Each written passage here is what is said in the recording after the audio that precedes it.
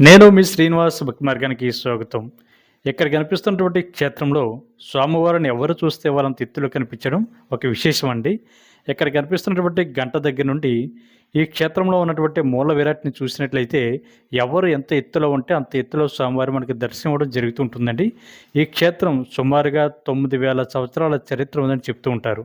అంతేకాకుండా ఈ క్షేత్రంలో ఉన్నటువంటి స్వామివారు సాక్షాత్తు శ్రీ మహావిష్ణువే స్వయంభుగా వెలిసినటువంటి దివ్యక్షేత్రం అండి. మన భారతదేశంలో ఉన్నటువంటి అతి ప్రాచీనమైనటువంటి దివ్యక్షేత్రాలలో ఇక్కడ కనిపిస్తున్నటువంటి స్వామివారు కూడా ఒకరండి. ఇది మనకి కొత్తగా ఏర్పడినటువంటి కాకినాడ జిల్లా పెద్దాపురం మండలానికి సుమారుగా 10 కిలోమీటర్ల దూరంలో ఉన్నటువంటి తొలి తిరుపతి గ్రామం అండి. ఇక్కడ స్వామివారు స్వయంభూగా శ్రీ శృంగార వల్లభ స్వామిగా భక్తులకైతే దర్శనం ఇవ్వడం జరుగుతూ ఉంటుంది.